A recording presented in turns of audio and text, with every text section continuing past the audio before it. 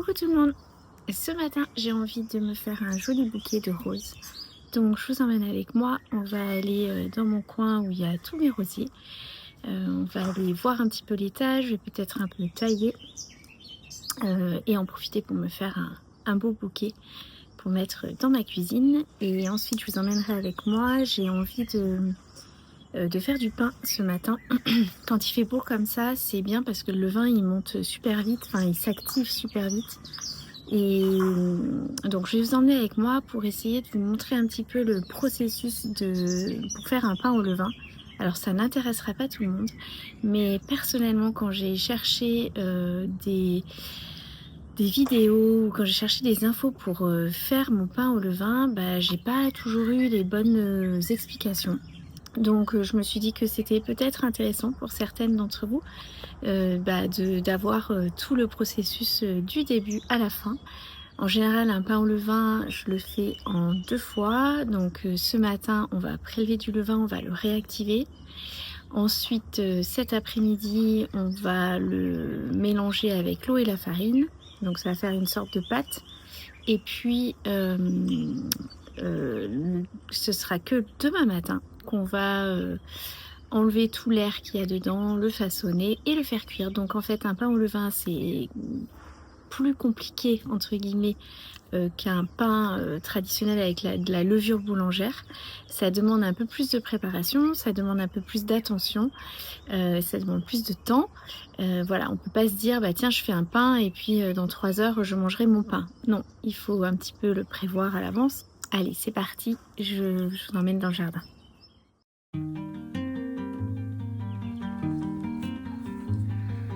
Morning comes with the early summer light. Curtains sway gently by the window, and you're sleeping.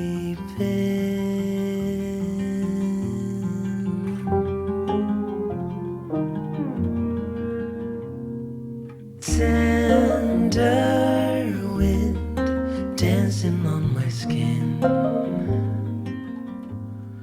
twilight air drifting through the window, and you're sleeping.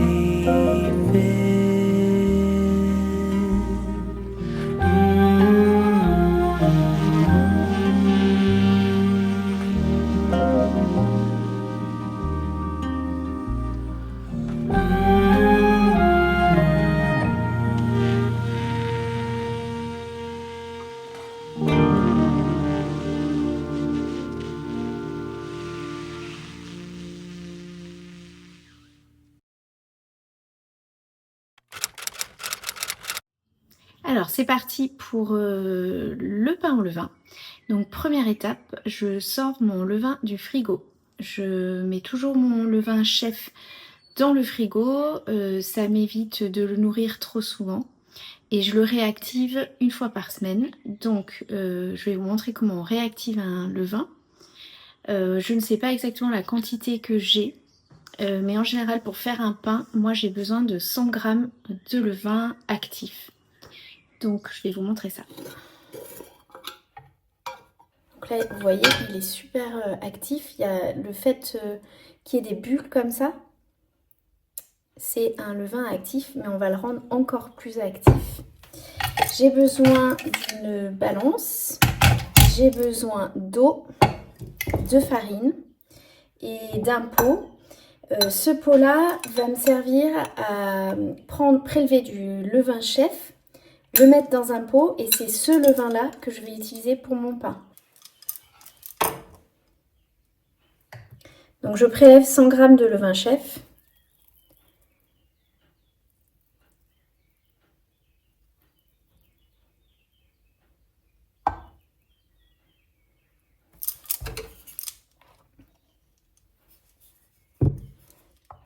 Ça je le mets de côté. Je vais réactiver mon levain chef. Donc je vais lui mettre pour 100 g prélevés, il a besoin d'avoir 100 g. Donc je vais lui mettre 50 g de farine. que je vais peser. Donc maintenant je le fais un peu à la louche. Mais là avec vous je vais peser. Moi ça fait à peu près 3-4, à peu près 3 cuillères. Donc je mets 50 grammes de farine, c'est à peu près, hein. Voilà, là je suis à 47. Maintenant je le fais un peu comme ça à l'œil, on va dire. Donc on va dire 50 grammes et on va rajouter 50 grammes d'eau. Voilà. Et ensuite c'est la consistance. Donc moi j'aime pas trop que la consistance soit liquide. Je préfère qu'elle soit un petit peu plus épaisse. Donc mais ça c'est vraiment voilà, c'est au goût de chacun. Je trouve qu'il se tient mieux quand il est un peu plus épais. Je mélange toujours avec, alors vous pouvez faire avec une spatule en bois, mais bon moi là j'ai un pic de restaurant chinois, des baguettes, voilà. Et je mélange avec ça. Le levain n'aime pas trop le contact du fer. Je m'étais posé la question pour justement si je le mettais dans un contenant, donc c'est un contenant en verre.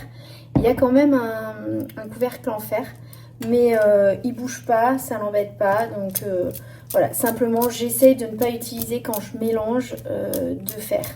Là le pot il est pas trop en contact, donc le pot en fer, enfin le couvercle en fer, c'est pas trop dérangeant. Mais si vous pouvez éviter, c'est mieux. Donc le top du top, c'est d'avoir je pense, les bocaux le parfait. C'est ce que j'avais pendant un moment donné. Et puis après, je l'ai transvasé là-dedans parce que c'était plus pratique pour le ranger dans mon frigo. Mais voilà, ça marche aussi avec les bocaux le parfait. Parce que du coup, il n'y a que du verre. Donc vous voyez, je ne sais pas si vous allez pouvoir voir un petit peu la consistance. Donc il est quand même assez épais. Donc là je l'ai nourri. Donc je l'ai nourri pour la semaine. Je vais le remettre au frais. Et maintenant je vais m'occuper de mon levain. Du coup, alors comment ça s'appelle? C'est pas un levain chef, c'est le reste du levain. Bon, j'ai plus le terme ici. Et donc là pareil, je vais le nourrir. Je vais mettre sur ma balance. Exactement pareil. J'ai prélevé 100 grammes, donc je vais lui rajouter 100 grammes. Donc je vais rajouter 50 grammes de farine.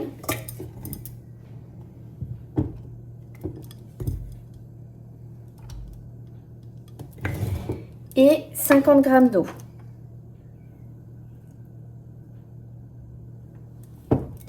Pareil, on mélange. Et là par contre celui-ci, je vais pas le laisser... je ne vais pas le laisser dans mon frigo, je vais le laisser à l'air libre. Il va se réactiver tranquillement. Moi, je compte à peu près 3-4 heures. Donc là, ce matin, il est 10 heures. Je pense que vers 13-14 heures, à mon avis, il devrait être actif. Pour qu'un pain soit réussi, il faut véritablement que votre levain soit actif. Moi, ça m'est arrivé plusieurs fois d'utiliser mon levain qui n'avait pas assez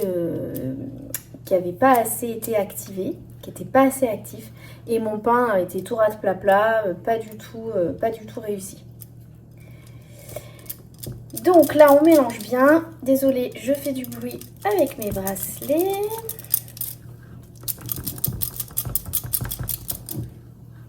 Voilà, bien mélangé. Je vais le recouvrir avec une petite charlotte toute simple que j'avais fait en couture. Donc ça c'est un tissu. Il ne faut pas l'enfermer. Donc juste vous recouvrez, soit vous posez un couvercle en bois. Enfin voilà, il ne faut pas que ce soit hermétique. Je trouve que ça c'est pas mal, c'est le bon compromis.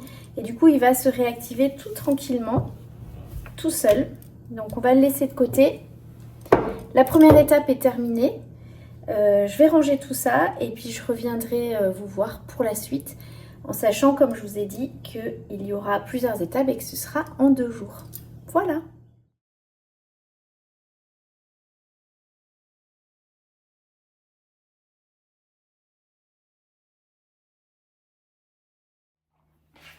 Alors, je voulais juste vous dire que je n'ai pas de recette particulière pour faire le levain chef. Vous trouverez plein de méthodes. Moi franchement j'en ai essayé plusieurs. Je ne sais pas par quel miracle il y en a une qui a fonctionné. Est-ce que je l'ai commencé en août, donc j'en avais fait déjà avant, ça n'avait pas fonctionné. Je l'ai commencé en août, mon levain chef, et il a super bien marché. Est-ce que c'est dû à la chaleur? Je ne sais pas, franchement. Je ne suis pas une experte du levain. Mais voilà, là dans cette partie-là, je ne vais pas vous expliquer comment faire le levain chef. Vous trouverez plein de recettes partout.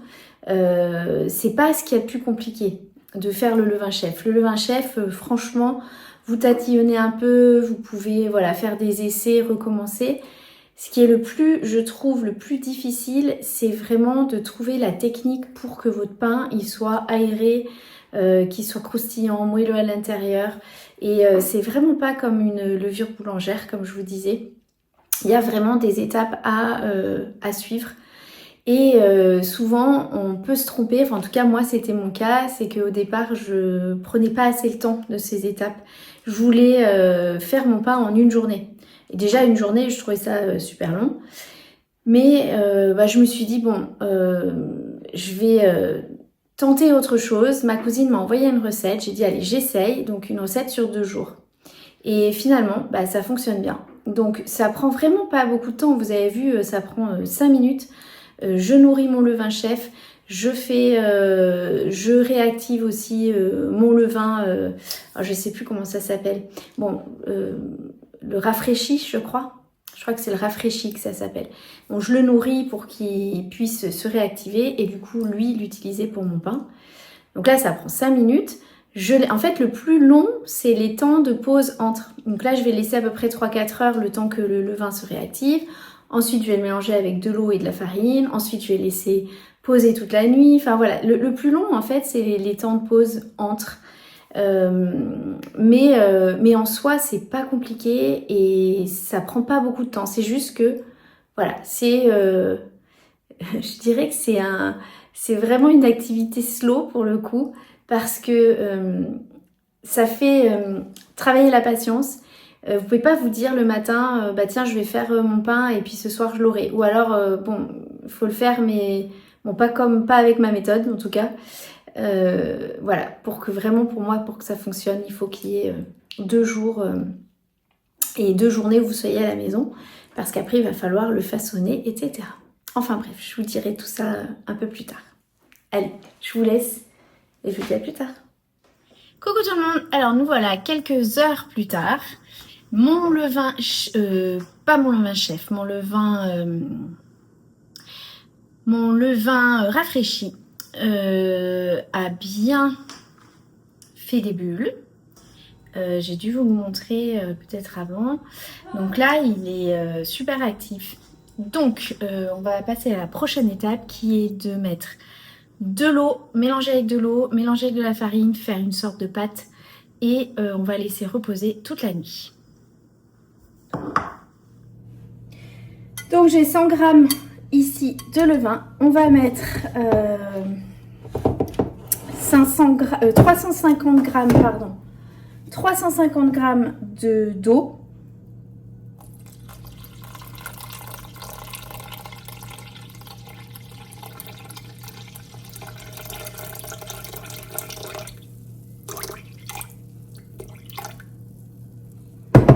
S'il y en a un peu plus, c'est pas très grave. On remue avec spatule en bois ou ustensile en bois, peu importe, cuillère en bois. Et ensuite, on va rajouter 500 g de farine.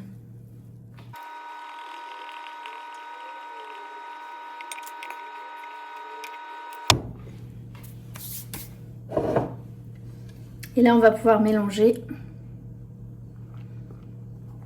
Donc, ça va faire une consistance de pâte très collante, en fait.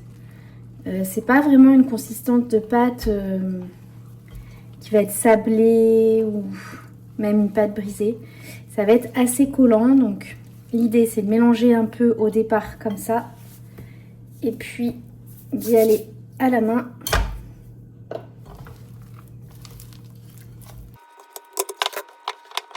Donc là, on malaxe tout simplement. Il n'y a pas de pétrissage, c'est vraiment pour que tout se mélange bien, le levain, la farine, l'eau. J'ai oublié de mettre le sel. Normalement, je mets toujours un peu de sel, donc je le mets en premier avec l'eau et le levain. Mais c'est pas grave, on va le rajouter maintenant. Alors, je reprends la balance pour pouvoir mettre mon sel. Donc, moi, je le fais à peu près, on va dire, je mets à peu près 2 poignées. Et normalement, la recette, c'est 10 grammes de sel. Donc là, clairement, je vais le mélanger après, mais normalement, il aurait fallu le faire avant. C'est beaucoup plus facile, il va se dissoudre dans l'eau. Et du coup, il sera bien mélangé. Là, je vais un peu galérer, donc je vous reprendrai plus tard. Je vais bien le malaxer. Je vais prendre une cuillère, bien le malaxer. Mais vous, il faudra mettre votre sel avant. Alors, pour vous montrer la consistance, donc c'est vraiment une consistance très pâte... comment je pourrais dire? Une pâte qui colle, une pâte vraiment collante. Donc elle va mettre beaucoup de temps à monter, c'est-à-dire que là je vais la mettre, il faut la mettre au minimum 10 heures. Moi je vais la laisser toute la nuit, on est à peu près, il est environ 17 heures. Donc là je vais la laisser toute la nuit et je vais commencer mes premiers rabats demain matin.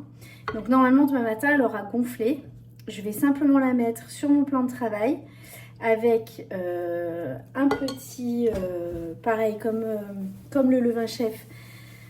Comme le levain tout à l'heure qui a gonflé, je vais mettre une petite charlotte et ça va gonfler naturellement toute la nuit. Et après, demain matin, on s'occupera des rabats et de façonner le pain.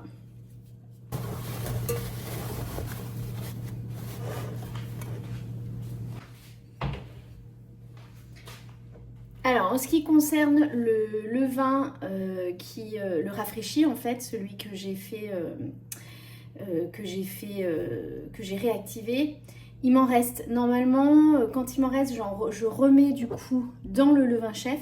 Mais là, mon levain chef, il est déjà à bloc parce que j'avais déjà fait du pain, je crois, en début de semaine.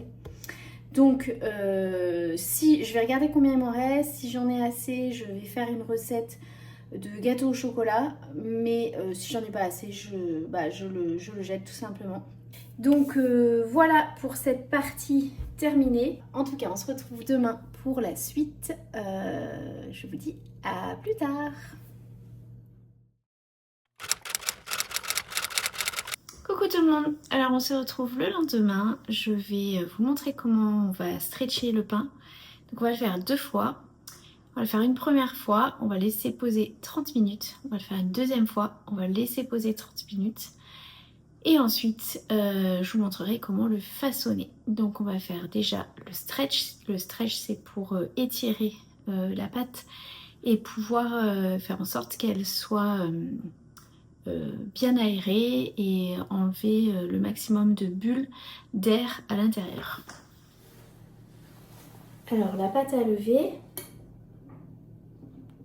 Elle a bien levé, donc maintenant on va, c'est une pâte qui est collante, donc de toute façon vous aurez les mains très pleines de pâte.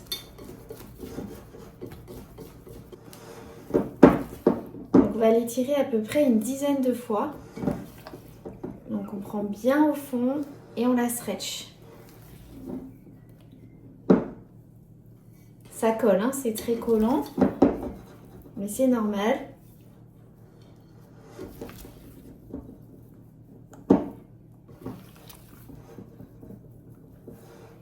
Plus vous l'étirez, plus vous enlevez des bulles d'air. Plus votre pain sera aéré.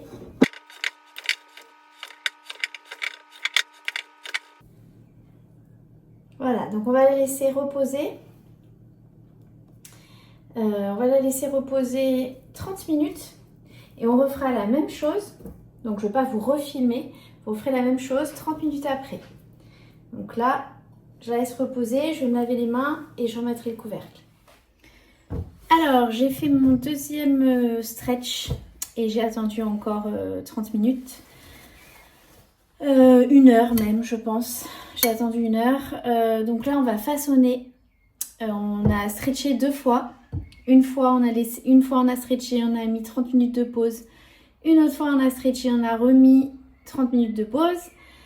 Donc là, je suis à peu près à 1 heure de pause. Ça a encore un petit peu gonflé. Donc maintenant, on va la façonner. On prend de la farine.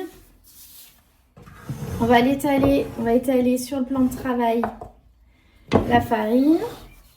Bon, ça en met partout, hein, faut pas vous inquiéter. On verse notre pâte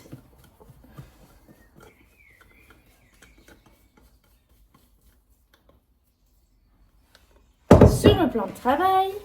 Et maintenant, on va ramener en fait les bords extérieurs vers l'intérieur. Donc on prend un petit peu de farine histoire qu'elles soient un peu moins collantes. Donc là, elle est bien collante. On la stretch, je sais pas comment dire, on la façonne de l'extérieur vers l'intérieur. On remet de la farine si besoin.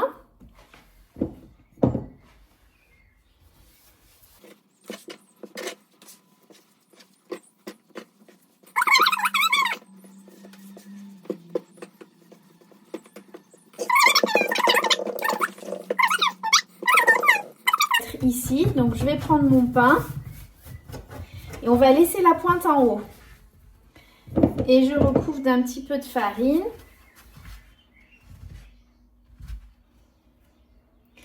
Je vais laisser 1 heure, ça va monter et ensuite je ferai cuire.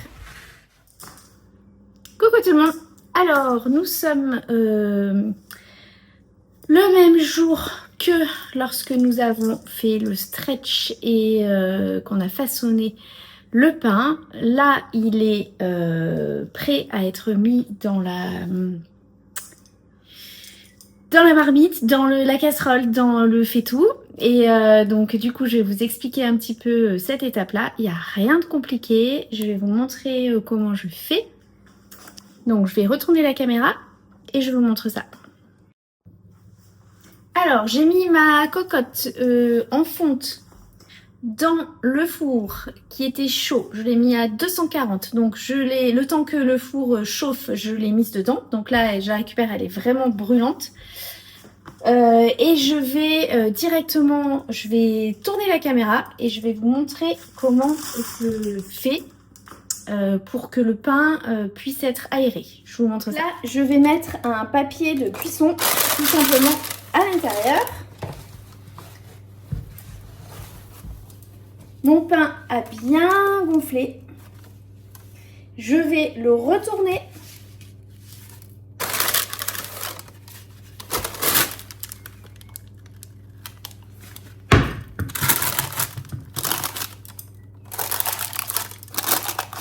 Ça fait une belle boule, il a bien gonflé.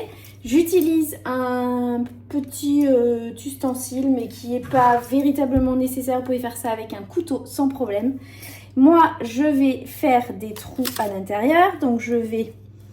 je ne sais pas comment on appelle ça, hein, je ne suis pas boulangère. Mais en tout cas, je vais couper, je vais faire une sorte de croix. Pour que le pain puisse bien gonfler. Parfois, je prends un ciseau et j'incise carrément à l'intérieur. Vous pouvez aussi faire des petites décorations. Bon, moi, je ne suis pas une pro de la décoration. Ce que je veux, c'est un pain qui soit bon. Une fois que mon pain est prêt, je remets le couvercle. Et je vais enfourner pour 21 minutes à 240 avec le couvercle.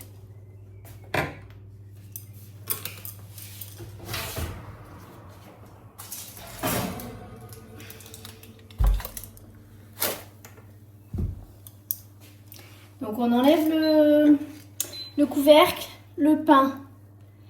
Voilà ce que ça donne au bout de 21 minutes. Et on le remet 21 minutes à 240 sans le couvercle.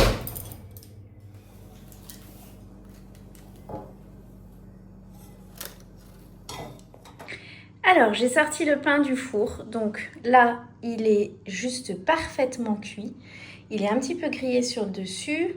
On va le démouler et je vais le laisser reposer sur une planche en bois.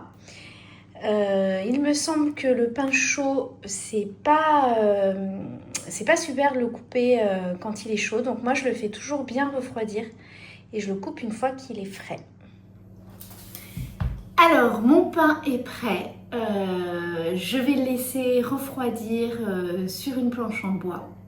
J'espère que ce petit tuto pour faire du pain au levain de A à Z vous aura plu, qu'il vous aura donné envie de faire votre levain et de faire un pain au levain. On peut faire beaucoup de choses avec le levain. Moi, personnellement, je ne l'utilise que pour le pain. On peut faire de la brioche, on peut faire de la pizza, on peut faire des gâteaux, il y a beaucoup de recettes.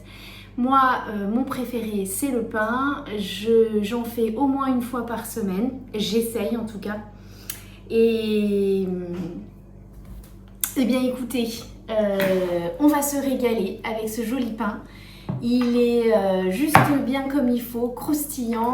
Je ne peux pas le couper avec vous puisque là, il est encore chaud. Et je dois partir, mais si j'ai l'occasion, j'essaierai de vous faire une petite vidéo pour vous montrer l'intérieur. En tout cas, à le voir comme ça, je sais qu'il est réussi. Il a bien gonflé, il est bien aéré et on va se régaler. Voilà. Je vous dis à très bientôt. Merci d'avoir regardé cette vidéo et on se retrouve bientôt dans un nouveau vlog créatif. Drifting through the window, and you're sleeping.